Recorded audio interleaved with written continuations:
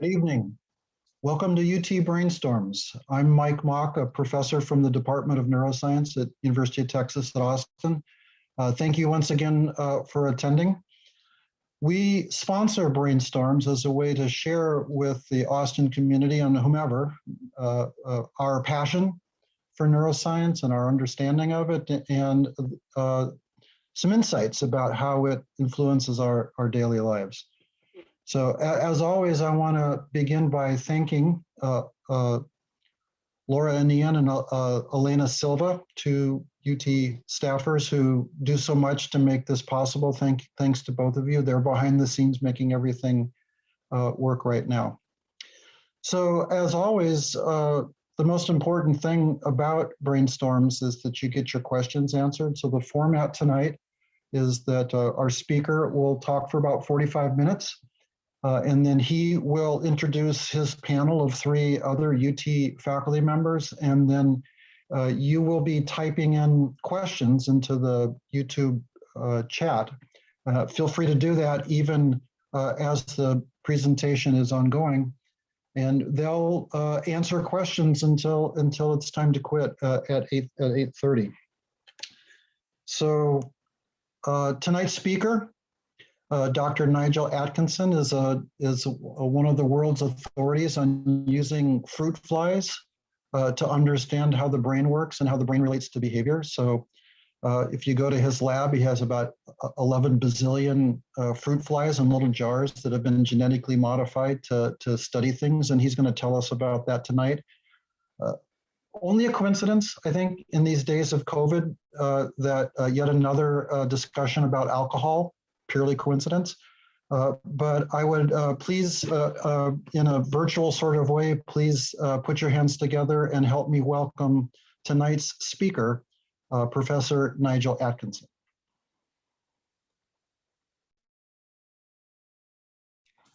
Hi, I'd like to start by thanking you for coming to listen to my talk, which is entitled A Conversation About Alcohol, Aggression, and Drosophila. As Mike said, I'm Nigel Atkinson, and the work I'm going to be talking about today is primarily the work of a very talented graduate student in my lab, Dr. Annie Park. Dr. Park did this work as part of her PhD research, and she has now since graduated and is now a researcher at the University of Oxford. The problem of alcohol is that it is a socially acceptable drug that for some people becomes irreversibly addictive. And alcohol misuse and alcohol use disorders cost the United States approximately $249 billion in lost productivity, healthcare expenses, law enforcement, and other criminal justice costs. And in one 4-year period, in a survey, it was found that excessive drinking was responsible for an average of 95,000 deaths per year in the US. This makes alcohol consumption the 3rd leading cause of preventable death in the US, of course, excluding COVID-19.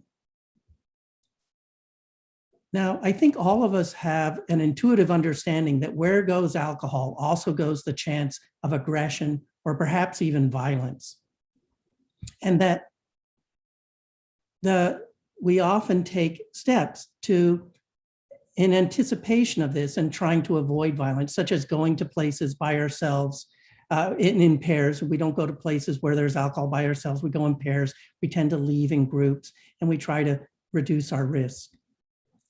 The stats back this up, this intuitive understanding that we have. Of the 11 million violent crimes each year,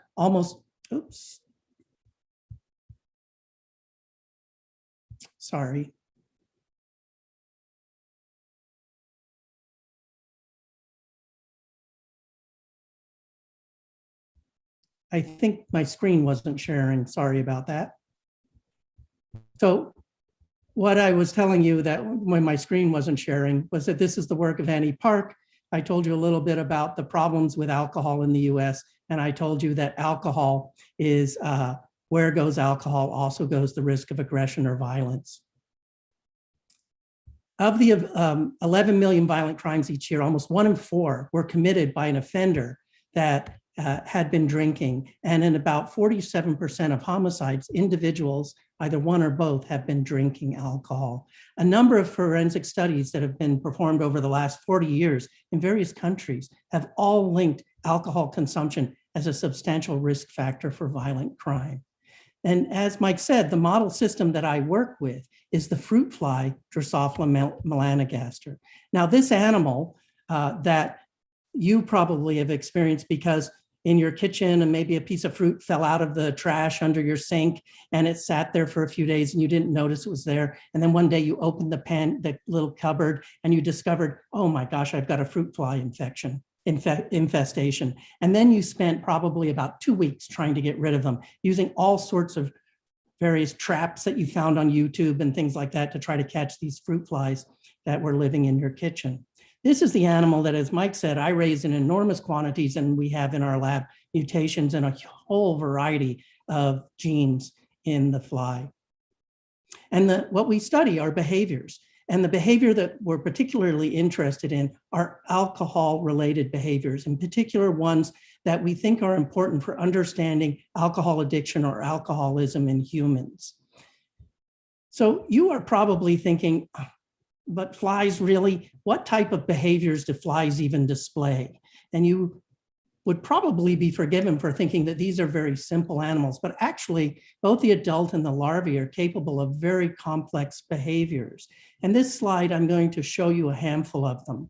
So the adult fly, adult males will court females. And during this courtship process, one of the things that the male will do is hold his wing out at a right angle and vibrate his wing and generate a song. And that song will go something like, like that. And of course, it'll be much quieter, higher pitched and more melodious. And the female will listen to this song and evaluate the male. And if she likes what she hears, then she will accept him as a consort and will mate with him. And now the male's genes will get passed on to the next generation. If she doesn't like what she hears, then that male has to leave and he will have to find another female to court, and this female will wait until somebody else comes along to court her. Flies also show circadian rhythms, just as we do. And these types of rhythms that I'm talking about are the ones that if we put you in a completely dark room with no sound cues, and you had no idea when light and dark was happening, no idea when the sun came up, that what would happen is that you would still wake up in the morning and get sleepy at night. You would still get hungry at certain times of the day. You would be more active at certain times and less active at other times. Your cognitive ability would rise and fall throughout the day, and your metabolism would change throughout the day and cycle in a reproducible fashion. Flies do this as well. And in fact, that intracellular circadian clock that is responsible for this behavior was first discovered in flies and then shown to exist largely unchanged in mammals. Flies can also learn. Both the adult and the larvae can learn simple things, such as they can learn in the lab. We can teach them, here's an odor that you normally don't care about. You have no preference for it either way. And we can pair that with a heat pulse, an electric shock, or a bitter taste. And the fly will very quickly learn to avoid that odor. And we can also pair it with positive things, with a food reward, and the fly will now seek that odor. It's not limited to odor training. We can use light training as well. But the flies are able to learn things like this very quickly, which is important for them in the wild because outside they don't live very long. And so if learning is going to be important to them, they have to learn things rapidly. Flies also communicate with each other. They communicate about things that are important to them. And the fly will communicate about, one thing that will happen is a female fly will communicate about parasitic wasps. So if this female on the left sees a parasitic wasp in her area, then this wasp has the potential of infecting her young and causing the young to be eaten alive from the inside and a parasitic wasp to appear out of the pupal case rather than a fly. So what she will do is stop laying eggs in the area, and she will move on and find another area to lay eggs, hopefully without the wasps around. But what she will also do is she will inform other females about what she has seen. And remember, she's not infected with anything. She's just seen a wasp. And she will inform the other females by a visual display. And the other females will take this information and stop laying eggs and move on to a different location. And of course, this is very advantageous for the flies because it prevents their young from being infected, and it also reduces the population of parasitic wasps in the environment, which is better for our heroes here, the fruit fly. And flies also sleep as we do. They sleep mostly at night, but during the day, they also take cat naps, or perhaps I should say fly naps, and they take little naps. And if we were to perturb their sleep, if we interrupt their sleep and don't allow them to sleep, then they will show some of the same negative consequences that we show. For instance, they won't perform simple tasks such as learning as well. If we continue to do this, we might compromise their health. And if we go on for a long time depriving them of sleep, they can die. Flies, after you stop depriving them of sleep, also show sleep rebound as we do. And they will suddenly sleep a lot more and be trying to catch up and pay off the sleep debt, just as we do. Flies have an innate immune system that is similar to ours. And now, why am I mentioning an innate immune system in a slide about behavior? The reason is that the innate immune system alters our behavior. So when you, or the immune system in general alters our behavior. When you received your COVID-19 vaccination, the next day you felt tired, probably, maybe you didn't eat very much of your food, you didn't want to do anything, you might have had chills. These are all examples of your innate immune system altering your behavior. And the toll-like receptor pathways that are part of the innate immune system are very similar in flies and mammals. They were first discovered in flies and then shown to exist in mammals. And the other thing that this component of the innate immune system is involved in is that it is involved in alcohol responses. So alcohol will alter the activity of the immune system, and the immune system will in turn alter our responses to alcohol, and can even cause us to, or contribute to uncontrolled drinking. The innate immune system is thought to be a very important component of the effects of alcohol on us. Flies also show aggression. We see two males, they're standing on a surface that is presumably useful for their reproduction. A female could lay eggs here, and when males are in this condition, they will start to fight, and one male will try to drive away the other male. And what I'm going to show you is that this behavior, male aggression, is enhanced by alcohol. Flies have a very complex relationship with alcohol. They seek out alcohol naturally. They are intoxicated by alcohol. They acquire alcohol tolerance, which is alcohol-induced alcohol resistance, just as we do. They show symptoms of alcohol withdrawal, and they can use alcohol as medicine to kill parasites. So just as we do, they will use alcohol to treat themselves when they're ill. So for instance, that parasitic wasp that can infect the larvae and lay an egg inside the larvae will, in response to that, try to gorge on ethanol-rich food and try to eat an unusually large amount of it. And what that larvae can do is consume enough ethanol food to kill the parasite and cure themselves of this. Flies also learn cues associated with alcohol, and then will seek those cues. The assumption here is that they're seeking those cues because alcohol is rewarding to them. Too much alcohol, however, as in us, will interfere with their ability to learn and remember simple things. And alcohol, as I've said, can also enhance male-male aggression. So one more slide of numbers, and then we'll start looking at some behavior and talking about flies in the wild. So here I just want to compare flies to humans. The fly genome is much smaller than the human genome. It encodes about 15,500 protein coding genes. Humans, on the other hand, have about 22,000 protein coding genes. The genome size of Drosophila is about 150 megabase pairs, whereas our genome size is about 3,200 megabase pairs. And this genome size, however, is inflated by a lot of remnants of transposable elements that we may make use of but many of them are not useful. Flies have very little of this extra material. The Drosophila brain is much tinier than the human brain. It only has about 135,000 neurons, whereas the human brain has 86 billion neurons. With regard to flies, there are national stock centers that have store mutations and misexpression tools for essentially every gene. And of course, humans aren't suitable for experimental genetic manipulation. So I'm being silly here because of course there are mammalian models that are suitable for genetic manipulation, and mice have become an exceptional genetic model in the last 20 years. Flies have a natural relationship with alcohol. The alcohol that they normally interact with would be when the alcohol that's produced when, say, a fruit, here this apple, falls on the ground and starts to rot. So one stage of rotting is often that yeast on the apple start to grow in the apple and convert the sugars in the apple to alcohol. And when this gets to about 5% ethanol, this becomes an ideal place for Drosophila melanogaster to lay their eggs and to feed upon. And all sorts of fruits and vegetables do this. All sorts of plant matter can be fermented to produce alcohol, and Drosophila will use all of them.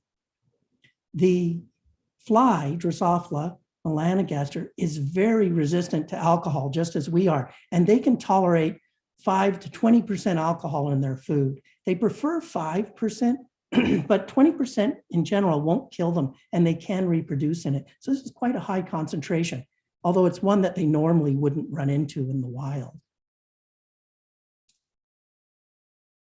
The ethanol provides them with advantages. So ethanol in this fermenting food will poison other insects that would also like to eat or lay eggs in the food.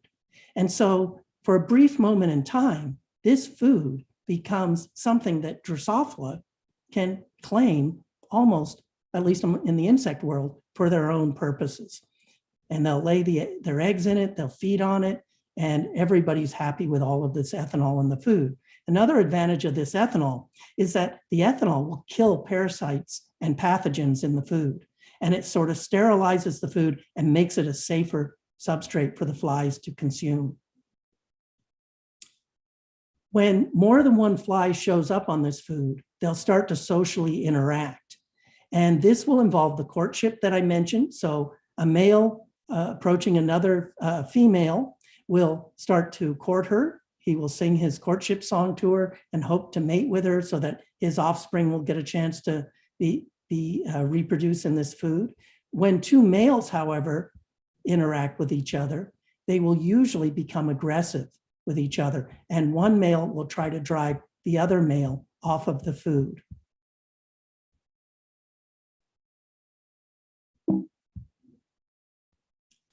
I'm going to show you that a small increase in blood alcohol concentration will make the males much more aggressive, and they will fight harder. So ethanol, a key ingredient in the fly's food and egg-laying site, has the capacity to make them fight much harder to hang on to this food for their reproductive purposes. So this is very interesting in the wild, because what it means is that when two males encounter each other in, let's say, an orange that's just fallen off a tree or you've thrown into the yard or something, when they land on that, if it hasn't fermented, then they might fight for that food and try to keep it for themselves, the two males. But if that food has been out there for a little while and it has fermented, then they will fight much harder for it. So they fight harder when the food is a more valuable reproductive resource because it contains ethanol. So let's look at the steps in fly-to-fly interaction. How do flies interact with each other? So one of the first steps is that they see each other. Flies have on either side of their head a compound eye. And these compound eyes, each one has 800 unit eyes in it.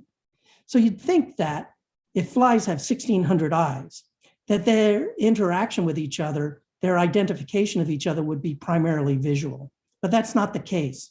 What happens is when they see the other fly, they use their vision to determine, oh, that's a fly-shaped animal. It moves a little bit like a fly. It might have some of the banding pattern on its abdomen of a fly, but they don't make a precise identification of what that animal is. And it could be a different species of fly. In the lab, it's even been shown that a magnet that is the right size and moves around, flies can mistake that for another fly. The second step in identification will be that they will smell the fly. And for that, they'll use their antennae and their maxillary palps. And what they're smelling are pheromones. They're smelling pheromones produced by enocytes on their body. And these exude out. These pheromones are long-chain hydrocarbons, they are lipids, and they are volatile. So the flies can smell each other because these are volatilizing from their bodies.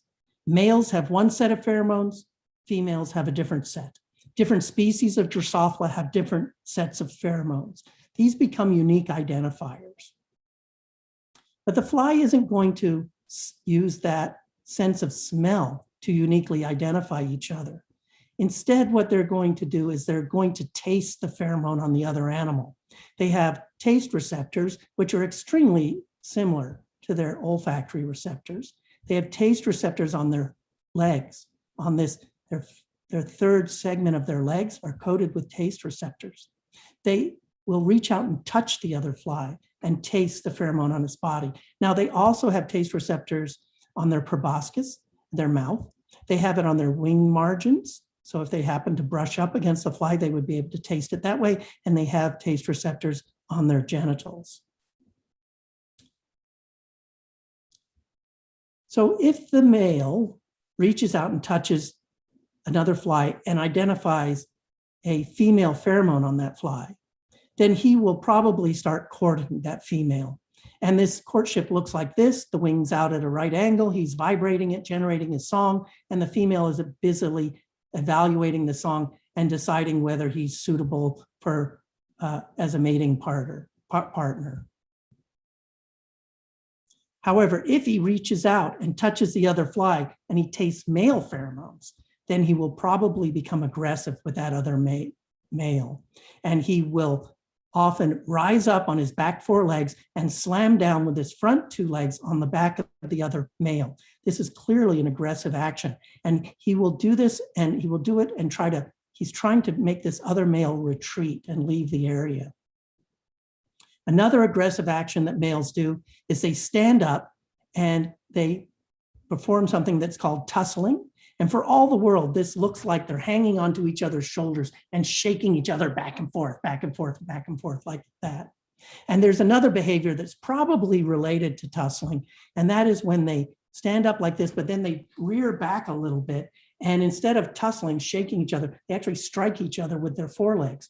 And that, unsurprisingly, is called boxing.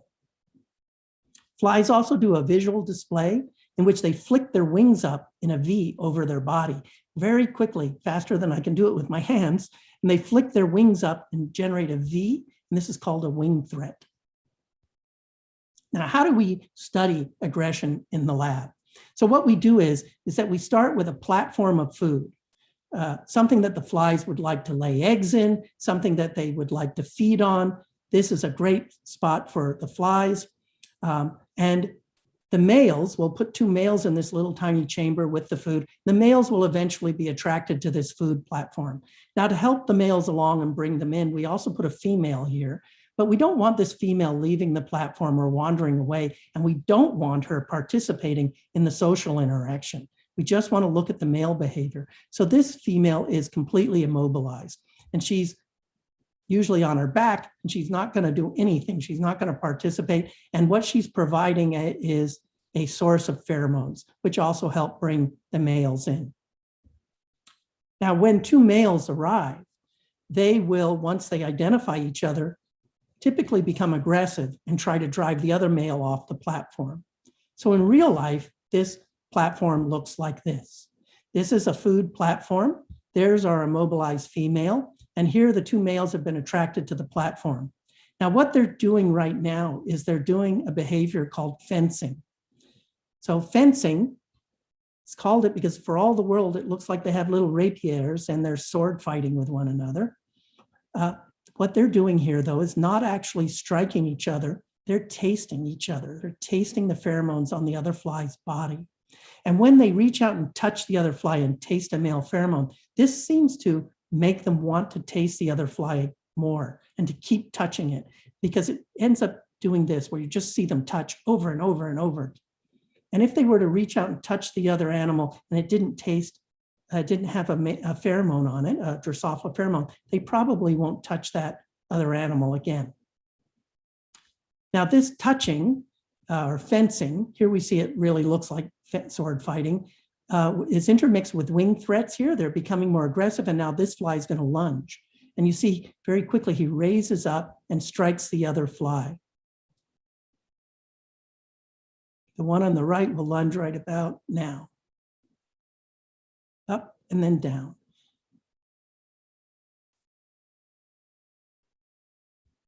And usually what happens is these little fights are very short-lived. The fly will lunge once or twice, and then the other fly will leave and wants to get out of the area. Here's another video that just shows a bunch of lunging and fighting between the flies. But watch this fly, watch his body. It goes down towards the food. It shows that this is not just a display where it looks like they're hitting. He's really hitting the other fly, and he hits it hard enough to compress the body to make it move towards the food. And you can also see him flicking his wings up, doing wing threats. So what we do is that we take flies and we treat them with alcohol. Now, we don't allow them, we want to raise their blood alcohol level a little bit and see what happens to aggression. That's what we're trying to do. But we don't want them to feed on the alcohol because that's a very asynchronous phenomenon. If we want a bunch of flies with the same blood alcohol level, if we let them feed, all that will happen is the flies will feed at different times and we'll get all different concentrations of blood alcohol in that group of flies. So instead, what we do is that we treat the flies with alcohol vapor. And so we're going to take a 30% alcohol solution and bubble air through it, and we're going to blow that vapor into a vial and the flies will breathe it. Now, this will produce a very low dose of alcohol. 0.04 mg per mil blood alcohol level. This is very low, and it's unusual for alcohol researchers to study low doses of alcohol. Usually, people study higher doses, and we always had in the past as well. We studied doses that led to sedation, things like that, that would cause the flies to be obviously intoxicated. This dose, there is no obvious signs of intoxication. The flies aren't tripping over each other, over their feet. They're not falling off the walls of the vial. They're not being sedated. This is an alcohol level that you would hit very quickly during your first drink. If we look at these animals at this low dose level, we see that these are very docile males. They don't fight at all. But if we put them in a food vial and leave them alone for an hour, now they're in the food vial by themselves. They're not interacting with any other flies. So one fly per vial. If we leave them there and they burn up much of this alcohol and their blood level drops to about 0.015 mg per mil alcohol, then what happens is the males become very aggressive. And we call this the post-ethanol aggression treatment. And it produces aggression in males. And it is a blood alcohol level, both of these, that could be achieved by flies feeding on alcohol food in the wild. Our aggression assays run 30 minutes. So most everything, or everything I'm going to show you, is the aggression that occurs in the 30 minutes after this point. But this is not a short-lived phenomenon. If we look at the flies 24 hours later, we still see that they're more aggressive. It's dropping and disappearing, but they're still obviously more aggressive. So it's something that once it happens, they become more aggressive, and it seems to last for quite a long time. This is an ethanol naive male. Another ethanol naive male approaches, and we see a bit of lunging, and then the fly leaves. Okay, that's usually what fights look like. This is the immobilized female. Here, the males come back, they have a couple of lunges, and the male leaves, okay? This male now has been banished. He's not allowed to come back to the pedestal. But in the post-ethanol aggression treated males, you see that they're striking, the males are lunging, the male that was hit turns around and lunges back at the other one, and they are going to go back and forth, striking each other again and again and again. And they tend not to retreat. They just keep going. Now that male fell off the food, but I don't think he fell off because he lost a fight. He just fell off, I think, because he was so enthusiastically trying to hit the other male. We've shown that this low dose of alcohol, this PEA treatment, post-ethanol aggression treatment, increases the lunging of the males. So it increases this overt aggressive action, but it also reduces the probability that a male will retreat. So if a male runs into another male that strikes him more often, so lunges at him many more times than he lunges at him, so he's being out competed on the lunging, we still see that male that seems to obviously be losing, we still see that male tends not to retreat. So it looks like the alcohol affects two things. It affects the incidence that they lunge, it increases it, and it reduces the chance that they will retreat from a fight. Now, we measure many things about this behavior. I'm only showing two of them here. I'm showing that at this point after post-ethanol aggression treatment, that we can look at the proportion of males that lunge, and we see that it's greatly increased in the green ones, which are the post-ethanol aggression animals, the animals that have been treated here. And that is in comparison to ethanol naive flies, which are in gray. And we also see that the time spent fighting is elevated in animals after this post-ethanol aggression treatment as compared to the ethanol naive control animals. Now, you're probably wondering, well, what do females do? Are females aggressive? Do they fight? Females are not very aggressive at all. And most females do not fight. They don't show any aggression when a second female shows up. These two females, we see that this one's a little bit aggressive. What she's doing is she's wing threading at the other female, and the other female responds to it and backs off. The other thing a female can do is that they can headbutt. So one female will just butt into the side of the other one and try to knock the fly away.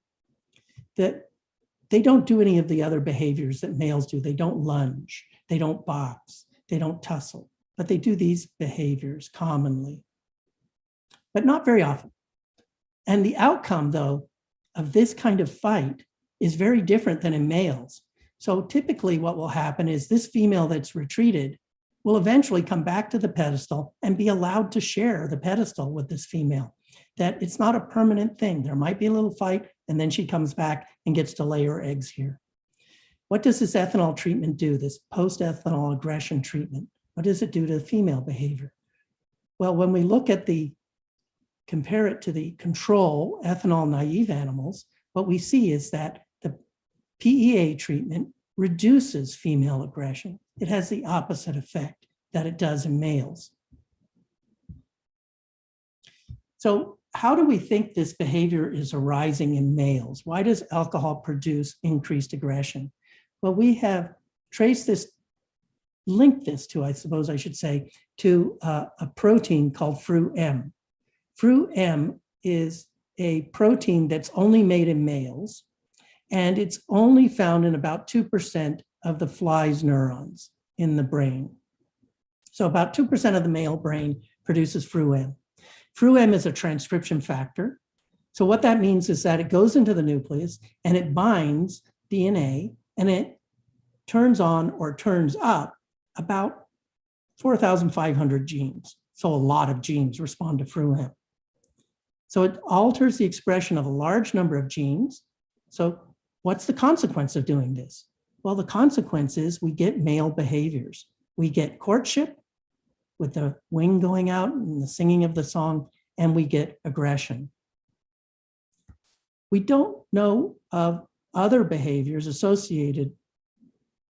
Well, I shouldn't say we don't know of other behaviors like this associated, but there have been quite a few alcohol behaviors associated with Fru-M, such as alcohol sensitivity as well.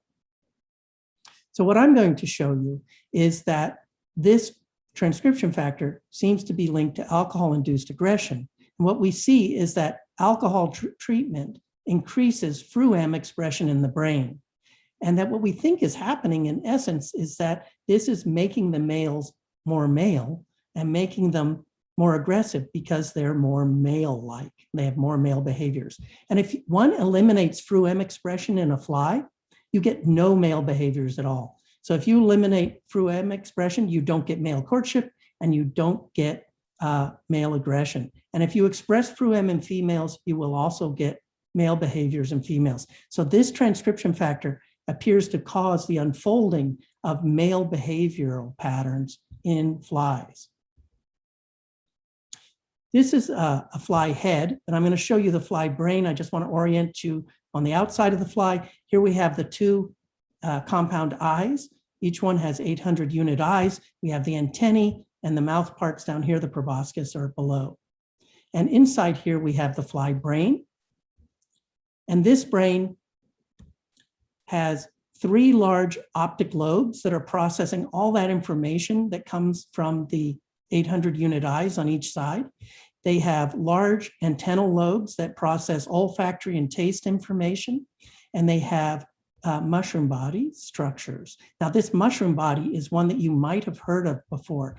This is what's considered analogous in flies to the mammalian hippocampus, the center of learning and memory.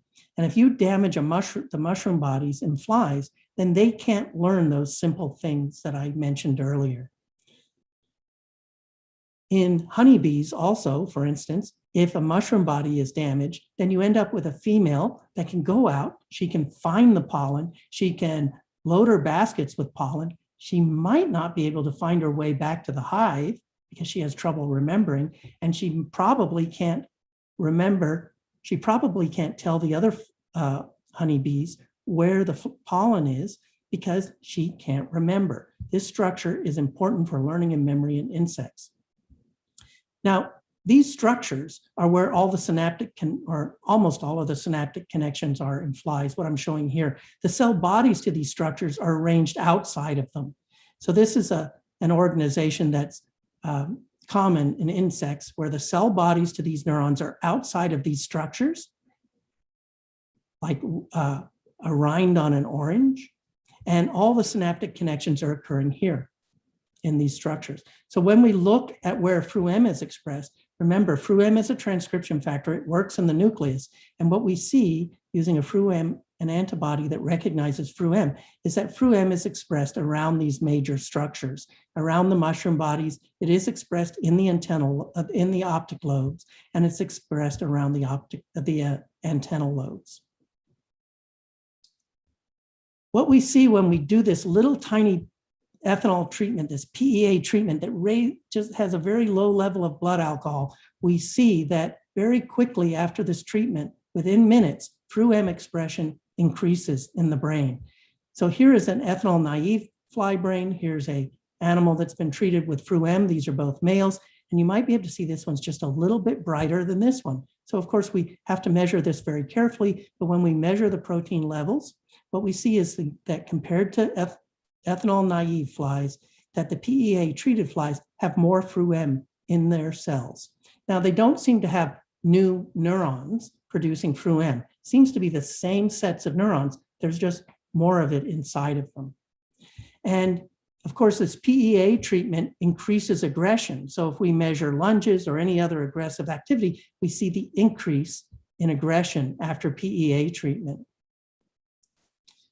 If we block this induction of fru-M using genetic tools, so we prevent this elevation from occurring, then what happens is we don't get this increase in aggression. This alcohol treatment does not make the males more aggressive. Now, interestingly, a high dose of alcohol produces the opposite effect. If we give the flies a high dose of alcohol, we see a drop in fru-M abundance in the brain. And if we measure that carefully in a large number of flies, and we're only looking at males here, we see that the drop is substantial. This is 24 hours later. It's 24 hours after a single sedating dose of ethanol that knocked the males out for about 15 minutes. And we also see that along with this reduction in fru-M, that aggression has dropped. So the number of lunges in these animals that were sedated, it's 24 hours before with one sedating dose has dropped. So the reduction of FRU-M correlates with the animals becoming docile. So what is FRU-M doing? So FRU-M, I told you, binds about 4,500 genes. And here we're looking in this blue circle. We have all of those genes sort of contained in this blue circle in the Venn diagram. And this represents the genes that FRU-M binds in the nucleus. And this was done using a technique called DAM-ID, where the FRU-M protein was modified so that when it went into the nucleus, the gene places where it bound could be identified.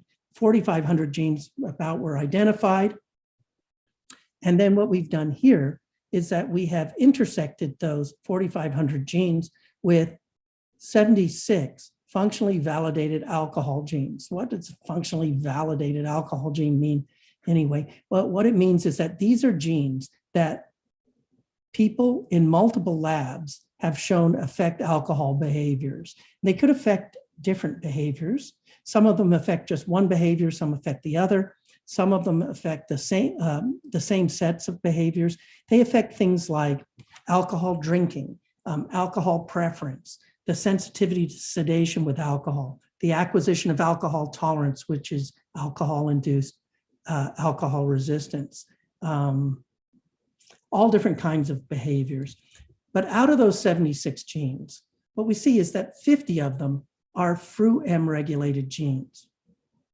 So this may not seem very surprising that there's this kind of intersection between them, but if you calculate the probability of this occurring by chance in the Drosophila genome, the probability is extremely tiny. It's about 0.38 times 10 to the minus 11.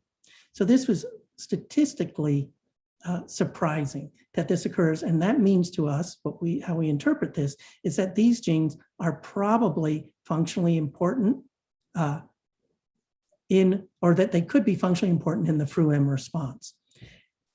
Most of these genes are synaptic genes. They encode things like the NMDA receptor, which is a glutamate receptor found at the synapse of neurons. They encode the BK type channel, which is expressed in all neurons and it alters firing patterns of neurons. We have another potassium channel here. We have genes of the innate immune system, which I told you modulate behavior, DIF and cactus, and there's some more in here. We have synaptic proteins that are involved in release of neurotransmitter. So these are genes that are commonly associated with that changes in these genes would affect behaviors. So one of the things we're interested in doing now is looking at this gene list and testing them and seeing which of these genes are involved in producing this alcohol-induced behavior phenotype in males. So let me interpret this now sort of in a context of the outside world. So the alcohol in naturally fermenting fruits in the environment can rise to a level that flies feeding on it can reproduce the alcohol level that we've induced in the flies in the lab. And this alcohol level, this consumption of ethanol food, will raise the blood alcohol concentration, and it can increase the amount of a protein that generates male behaviors, FRU-M, the one that's absolutely required for male behaviors. This, we believe, increases male aggression, and this would cause the males to compete more vigorously for this reproductive site. So we think this makes perfect sense. When two males encounter each other on that orange that hasn't fermented yet, they might fight over it a little bit, but it's not that valuable or that great a reproductive resource. But when they land on that ethanol food and start feeding on it, then this is the optimum reproductive site. And so they fight harder for it. So we think this makes ethological sense. Now, does any of this have any relevance to humans? And in the mammalian studies of alcohol-associated aggression, it's this response, alcohol-associated aggression, is usually tied to changes in neurotransmitter levels and neurotransmitter receptors. Whereas we've been pointing at a transcription factor that acts in the nucleus of a neuron.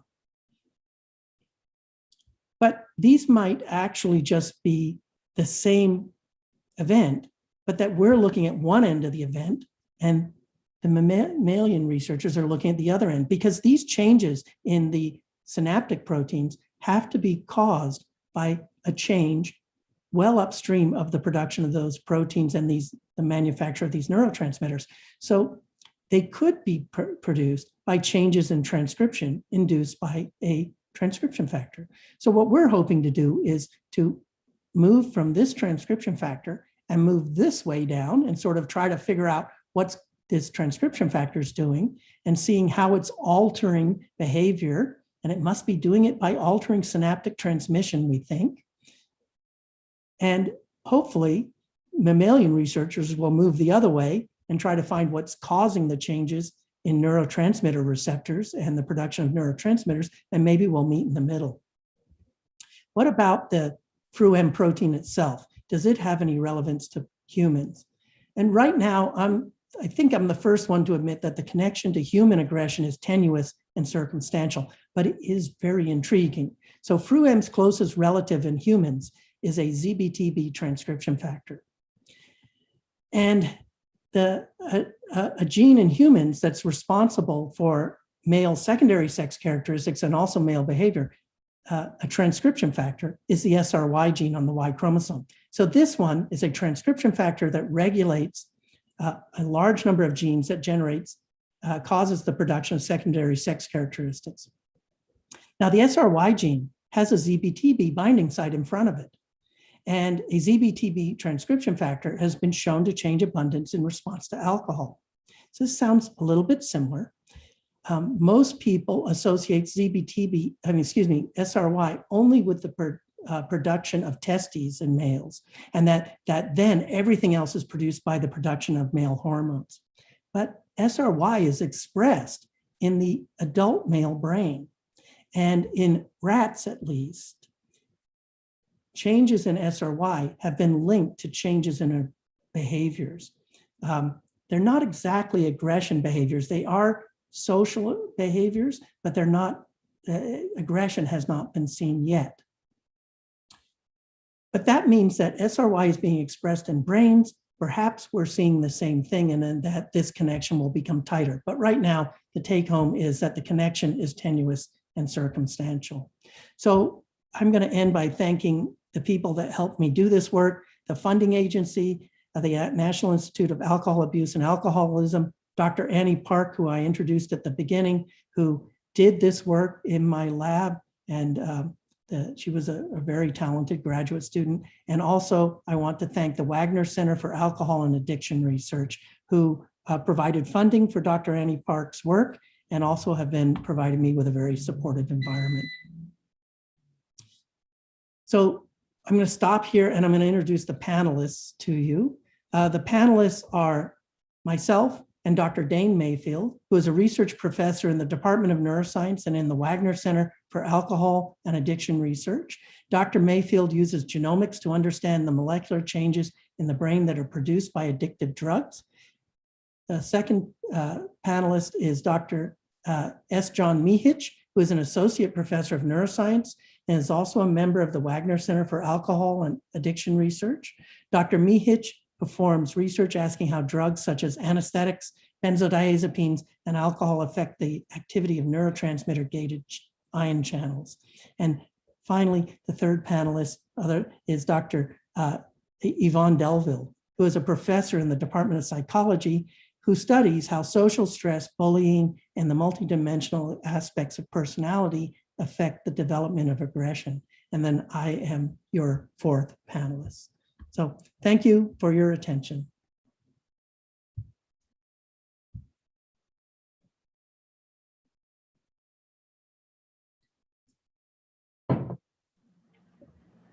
Okay, thank you, Nigel. As we get the panels together, I hope you can hear everybody clapping, even though I know you can't, but in a virtual sense. So I want to remind the audience that feel free to type in your questions in the YouTube chat. We've got 3 to begin with, and so I'm going to read the questions, and our panelists are gonna give us the answers. So there was one question. The first question was, is there a transcription factor like Fru-M in humans? I know you kind of touched on that, but is there anything else you want to say about homologs of Fru-M in humans? No, the closest homolog in humans is that our ZBTB transcription factors, and that's a small family of about 4, I think, transcription factors, and they regulate different things. Some of them regulate the immune system. Some seem to be important in oligodendrocytes in the brain, and there are some in neurons as well. I don't think very much is known about them, how they affect behavior, and even that connection with them altering SRY expression, that there is no data on that. It's just that there is a binding site for one right in front of the SRY gene. Gotcha. So there was a question about female-specific behaviors. Are there female-specific behaviors not related to aggression that alcohol increases? Oh, yes. So, okay, so what happens with that treatment, if we treat females in that way, that doesn't make them more aggressive. But surprisingly, so if we look at which male a female will choose to mate with, and we compare 2 males, if we take a male that's been treated with alcohol and a male that hasn't been treated with alcohol, what we see is, oddly, the female prefers to mate with the male that has not been treated with alcohol. So the treated male, she doesn't seem to care for him, and she usually mates with the one that has not been treated by alcohol. But if we treat the female, then that distinction goes away. And now it just becomes a coin flip on which male she accepts. So what it looks like in flies is that when the female has consumed the alcohol, she is less picky about which male she mates with. Great. So I really like this next question. And I hope each of you would chime in because I know you all different things, but this is something that we find that our audience like to know about. They want to know sort of how we do our experiments. So it's a real simple question, which is what instruments are used to study the fly brains? So can you guys comment a little bit on the kinds of gizmos that you use to do these sorts of experiments and the other experiments that you do? In flies, you mean? Or because I'm the only person working on flies, do you mean specifically in flies? Well, I think each of you, would be fun if each of you sort of talk about the ways that you studied neurons in the brain. Oh. So I won't take very long because the neurons in the fly brain are so tiny that we can't put electrodes in them the way mammalian people do. Now, this is getting better and some people are able to do it, but it's very unusual in the fly field. There's a little bit of optical recording in flies where people use calcium ligands that change fluorescence in the presence of calcium and can use sort of infer the activity of neurons using the calcium indicators. So usually what we do is when we're asking what's happening in the brain, we're either staining it with antibodies or we're grinding it up and running the proteins in it on gels. Well, I can chime in a little bit about things I've done in the past that I don't do now, but I've done experiments with rodents in the past where we would measure how intoxicated the animals are using techniques like this one called the moving bell test, where you essentially have animals walking on something akin to a treadmill, and you train them to walk on a treadmill, and then you can monitor how often they fall off this treadmill, and that's their marker of intoxication. And then that also can be used to measure the development of tolerance to alcohol. So animals which repeatedly get alcohol for a period of time become better at walking on the treadmill in that intoxicated state. So that's another type of an experiment you can do, at least in rats. I work with hamsters. In our case, we identify neural markers that have been activated in response to, say, social encounters, like two males encountering each other. One wins the fight, the other one loses the fight. And we'll be looking for networks that will be activated as a result of those encounters and identify what kind of neurons those would be. Some of the work that we do actually utilizes many of these techniques that you've just heard about, especially the behaviors as a final outcome. A lot of the work that I do is genomic type of research. How, when I change genes, does that impact behaviors of certain kinds? And so our big questions are how related are these animal models to the human condition? And so we're able to go in and genetically modify very specific cells within the brain that we might have identified in humans, but do the work in rodent models to see how genetic manipulations of certain genes impact these behaviors that you've been hearing about. Yeah, and in flies, while we can't stick electrodes in and record from the CNS neurons very easily, what we can do is alter gene expression in those neurons, because we have genetic tools similar to what Dane's talking about in flies, where we can turn genes up or down in neurons in the brain in small numbers or large numbers of neurons. Okay, great. So Paul has a question. Paul wants to know how long males in the wild typically stay on a piece of fruit, and if this in some way explains the 24-hour alcohol effect. Yeah, I've thought a lot about that. So the life in the lab can be quite long. Flies can live 90 days in the lab, but in the wild, they do not live that long. They have very short lifespans. So the way I look at this 24-hour business is that when a fly finds a really good resource, it may never find another one. That the fly is looking at a life of maybe 4 or 5 days, a week, 2 weeks, if they're really lucky in the wild, but it's probably measured in days.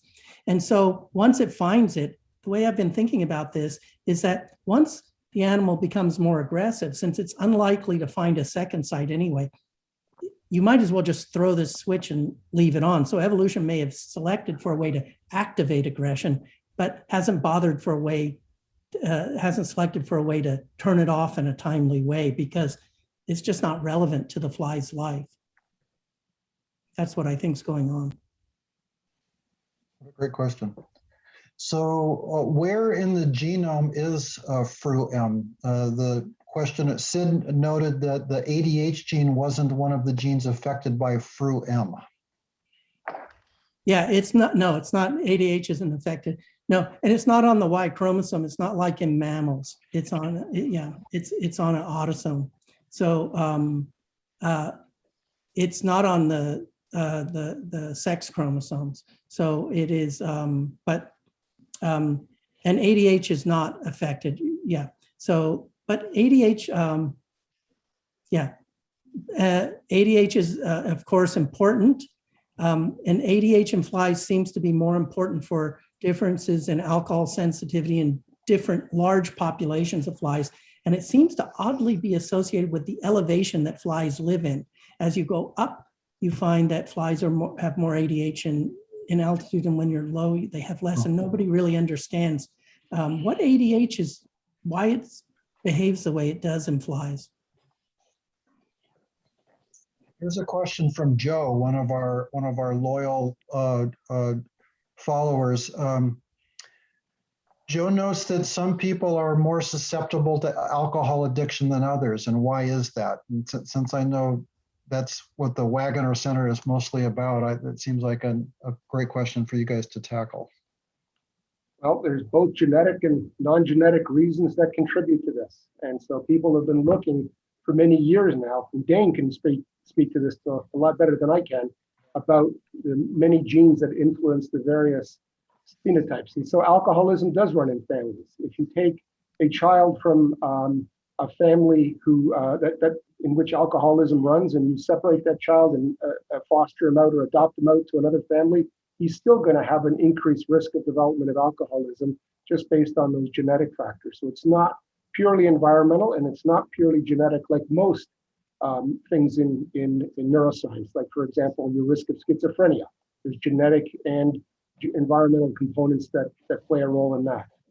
Dane, do you want to add anything to that? Yeah, sure. And John, that's a very good way to look at the problem. That this is really one of the big questions that we've tried to tackle for years. And one of the things that makes this impact on environment and genetics so hard to study. It's that any one gene has a very, very tiny impact on a person's risk for alcoholism. And so there, there are many, many genes that come into play, and the way the environment interacts with these genes increases that complexity. And so our big challenge is to really think of this risk for alcoholism not as a gene by gene kind of event, but how can we look at this in a global way to sort of encapsulate all of the genes in the genome that might be responsible. And so that's really the approach that we use, lots of genes at once. Okay. I see that Laura asked a question, Laura Bristow asked a question that, do males ever turn their aggression towards females when the ethanol levels are increased? And we haven't seen that. We don't see males being aggressive towards females. And so in a sense, the females, in that they can reject males, that's not really aggression though, and that is suppressed by alcohol. But so no, we don't see them. We see that male aggression is limited to other males. So Nigel, suppose you bathed a male with the female pheromones. What happens? Yeah, you can fool them. So if you take males and or females and you cause them, you coat them with the incorrect pheromone, you can make the animal misidentify. So it seems to be really dependent on that pheromone being there. And if they misidentify, they will treat the animal incorrectly. Yep. So pay attention to the cologne you're wearing, I guess is what I heard. Yep. Flies have to pay attention to the clone they're wearing. Here's a question from Sierra. She wants to know what happens to the brain during alcohol withdrawal. Dane, do you want to take that one in humans? I could. Yeah, so withdrawal is a really complicated phenomenon because there's more than one part to it. There is an initial withdrawal that's due to certain changes in the brain, and then there's a prolonged withdrawal.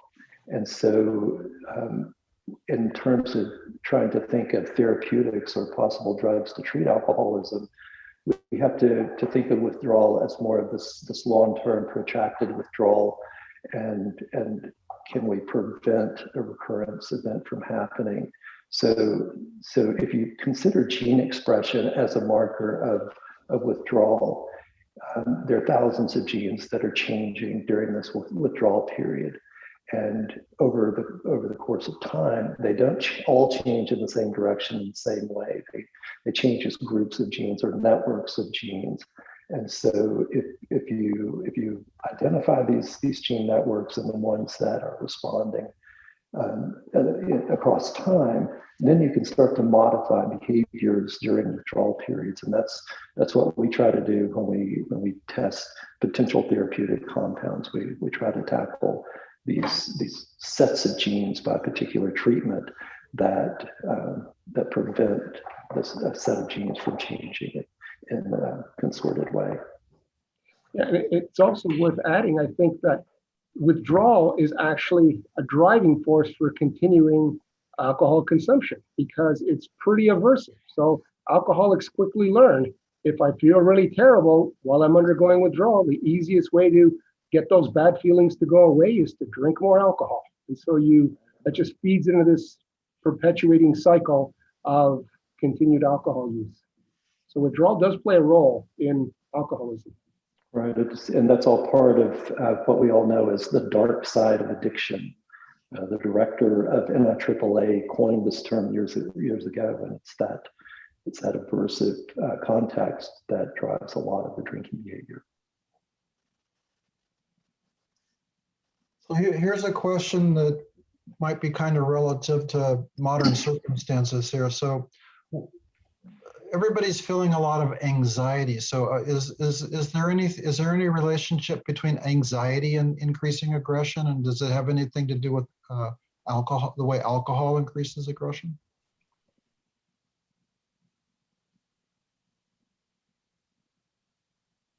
You're muted, Yvonne. Muted, Yvonne, if you're Sorry, I'd say yes. Stress is well known to reinstate addictions. It's one of those things that trigger a reinstatement of all forms of addiction. And stress is highly associated with the neural system that we know control aggression in every vertebrate that have been studied so far. It's a highly conserved system. Sex hormones and stress hormones interact on the expression. So yeah. Yeah, we don't know if flies are feeling anxiety. Probably it's not anxiety driven, since it seems to be just linked to, so tightly linked to the pheromone. It's probably just, activating a pattern behavior. Maybe we should think of it as a reflex, and, it's not being driven by higher functions probably. So, Nigel, one thing I was thinking about while you were talking is, and some of these questions that I see in the chat are sort of alluding to this in terms of trying to compare flies to humans.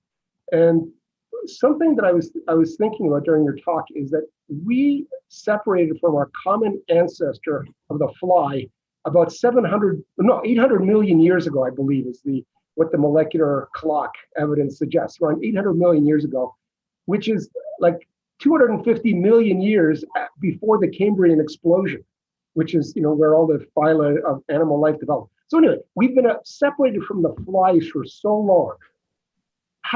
But we have a lot of similarities with the flies. We share a lot of the same neurotransmitters: dopamine, glutamate, acetylcholine, GABA. And I've wondered whether or not some of the phenotypes that we see with flies, whether they're alcohol phenotypes or aggression phenotypes, whether this is a case of just convergent evolution, or do you think that there's something that has been retained through 700, 800 million years of evolution in parallel between us and the flies? Well, I think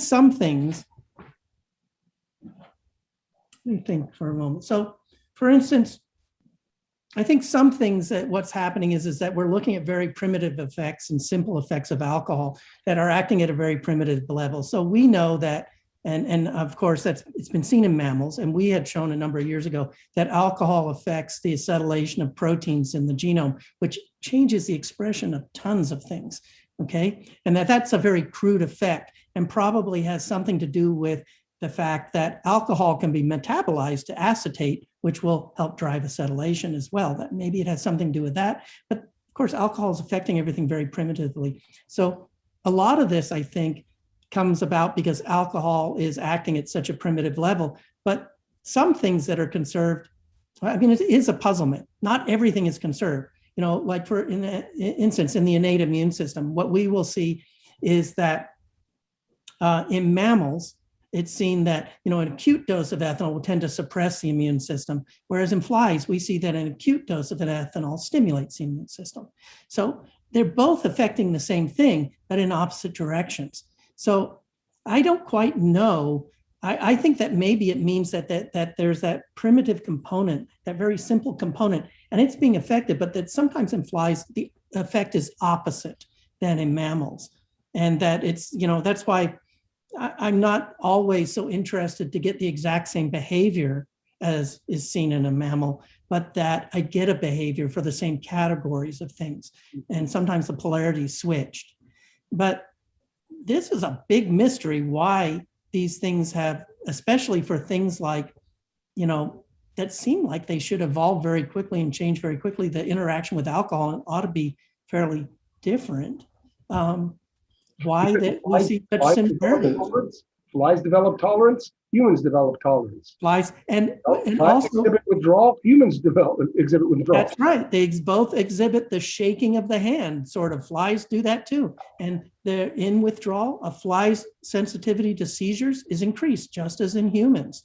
The sensitivity is increased. So, Nigel, I think early on in your talk, it was one of your first slides when you were showing the number of genes that are in flies compared to humans. And then you made the point, and it's a really important one. In humans, there's many, many, many more regulatory elements yes, that are there to sort of shake things up. So a very simple process in a fly, even though they have a similar number of genes, those can be regulated in very different ways in the human, because there's so many different combinations of regulators that get in the way.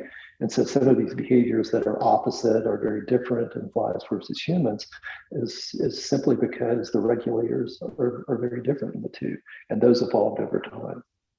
Yeah, and you know, I think it's really interesting when people take alcohol and they study it, or sometimes you have to collect a lot of different researchers' work to do this, but where it's studied in different animals and things that are distantly related, like C. elegans, Drosophila, mammals, even plants, where you give alcohol to them and then you look, well, what's similar and what's different? Because I think it sort of divides the world into, okay, this is something acting on the part of eukaryotic machinery, if you see a common response, that's really highly conserved. And that's always interested me about histone acetylation, because histones are so highly conserved amongst eukaryotes that, you know, a lot of the changes that we see might be coming from that. And maybe all of the changes caused by alcohol at the gene expression level just reflect dysregulation, that we're just losing control of the genome. And so when there's similarities, it's just that we're seeing it shift from a highly controlled thing to a poorly controlled thing. And the behaviors that appear just are similar by chance. So there's a question about treatments for alcoholism in humans, and I want to tag to that at the end. So how do people go looking for treatments to alcoholism? I know that's a big part of what many of you do. So, well, so far, drug development for the treatment of alcoholism has largely occurred through serendipity, that people would just stumble across compounds. Like, for example, the first compound, antabuse, disulfiram, was discovered entirely by accident. And just astute physicians happened to notice that an individual was responding in a very, like by this flushing reaction, turning red and feeling nauseous after drinking alcohol, after having been exposed to this compound disulfiram. And so that's been the way that drug research in this field has occurred for many, many years. And there's right now only 3 FDA-approved drugs for the treatment of alcoholism, and only 2 of those could reasonably be, thought of as affecting craving. The other one, the one I mentioned already, antabuse, is essentially a threat. If you drink, you're going to get sick, and that's a terrible drug for trying to treat alcoholism, because it doesn't treat the underlying craving issues. So, and Dane, you have anything that you might want to add about drug development? I'm sure. So one of the things that we're actively pursuing now is trying to utilize these big data approaches. By big data, I mean looking at all gene expression patterns at the same time and how they change in response to a perturbation like alcohol. And so we know a lot about those specific patterns. You treat with alcohol, you get these thousands of genes changing in response to that. And so we can take that information and then computationally backtrack to see if we can identify a drug that when you perturb with that drug, you get an opposite effect of what you saw with alcohol. And so we're really working hard with these computational approaches to try and identify compounds that we would have never dreamed of using before, but based strictly on how patterns of expression change in response to these different drugs. So here's another question by Laura. So she notes that humans have a variety of reactions to alcohol. Some people get mean, some people get happy and sloppy, she notices. But so is there variability in the way flies? Is there fly-to-fly variability? Are there sloppy flies and mean flies and happy flies that get drunk? Yeah, if you looked at the plots, not all the points move up together. It spreads out, and you still see some points at the bottom, and you still see, and even when the population's becoming more aggressive, there are still animals that don't become aggressive. So we see that kind of thing. Now we're not looking at sloppy drunks versus mean, but we're looking at animals that aren't aggressive. We see some not becoming aggressive and some becoming very aggressive. And in that range of a increased aggression, some are mildly aggressive and some are just crazy aggressive, like that video that I showed you where they were going back and forth, back and forth. There is natural variation in aggression, and we don't know whether this alcohol-induced aggression sort of co-segregates with the natural variation in male aggression. But, so Nigel, one thing that that reminds me of, I've always wanted to ask you, and that has to do with initial sensitivity to alcohol. I know you've looked at that to some extent in these flies. So is there a relationship between a fly's initial sensitivity to alcohol and its aggressive behavior in a context like you've been talking about, very similar to the sensitivity that humans show? Oh, that's a good point, right? That perhaps the aggressive flies are more sensitive to the effects or less sensitive either way. And actually, I don't know that, no. And I think it would be difficult for us to determine. You'd think, well, maybe we could determine that. The problem is both of these, if we go to measure sensitivity to alcohol, we have to give them alcohol and it changes them. And we know that aggression lasts about close to 24 hours. It's well on its way down, but it lasts a long time.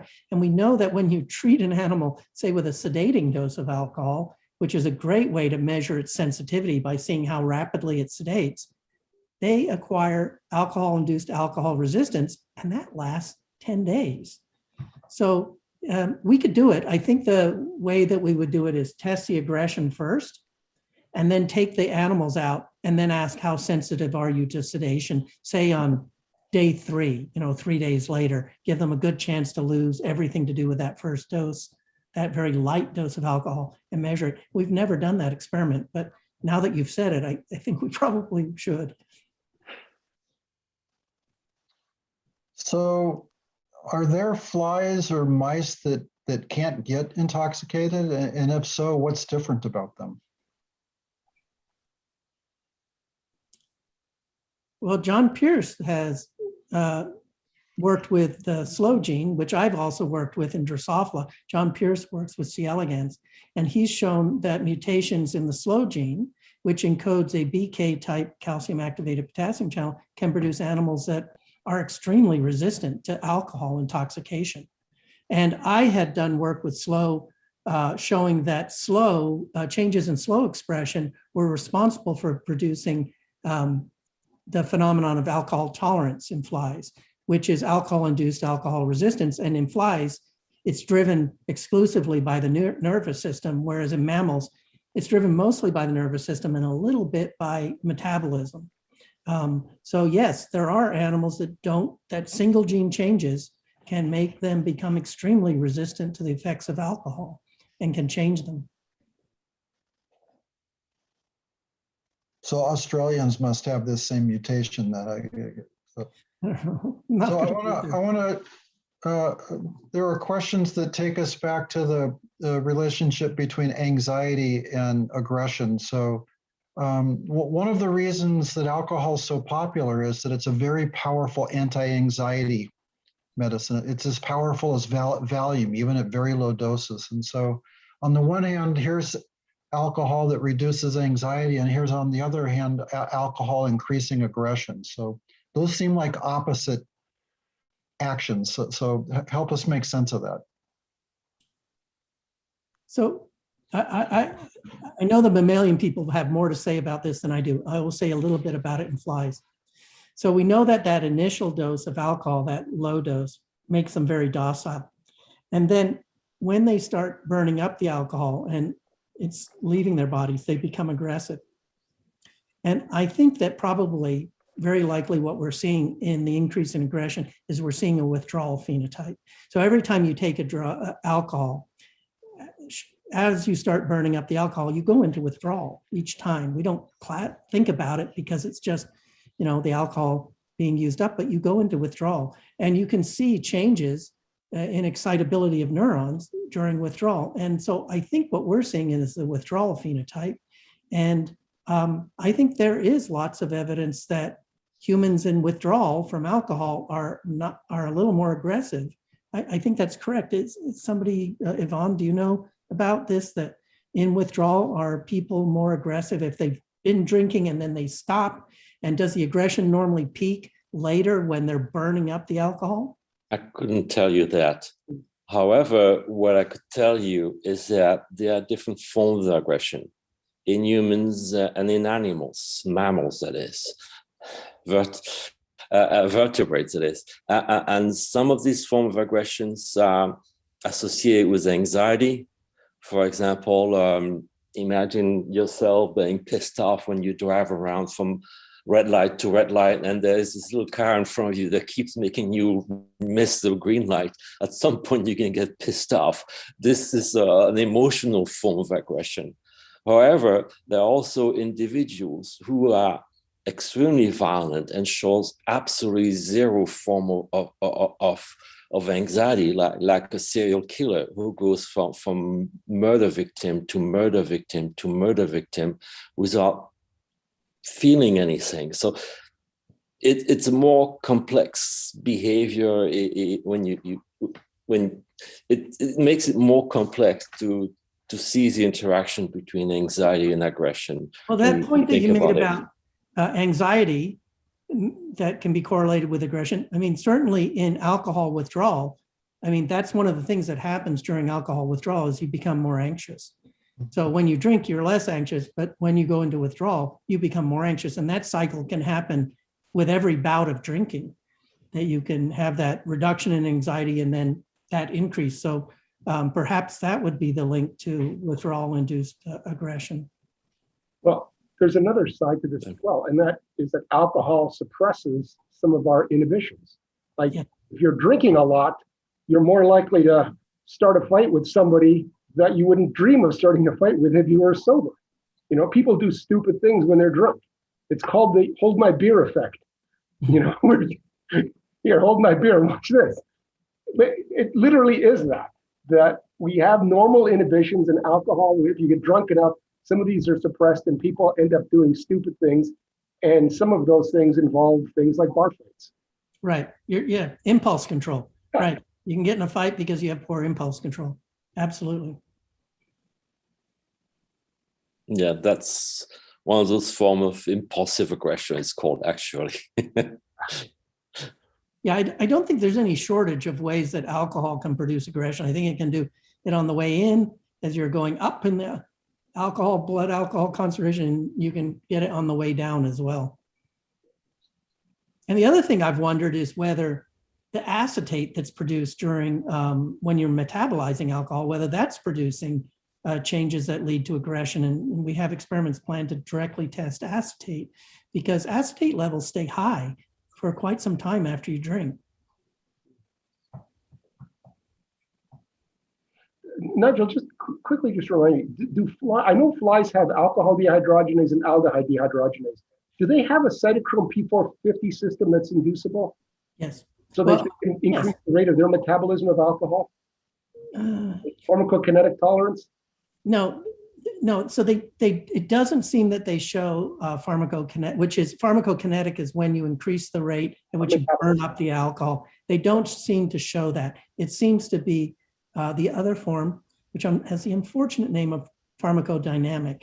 Yeah. Right. Which just means that and what that means is that flies, their nervous system adapts to the alcohol, so that when they acquire alcohol tolerance, it's their nervous system changing and it's just becoming less responsive to alcohol, which we do that as well, of course.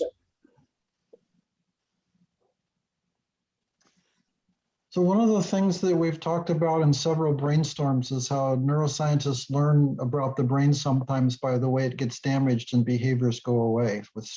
So strokes can take away certain behaviors. So are there places, and it's a two-pronged question, are there places in the brain where damage from stroke or something will take away the ability of alcohol to have its effect? Or are there places in the brain when damage where aggression as a behavior is removed from the repertoire?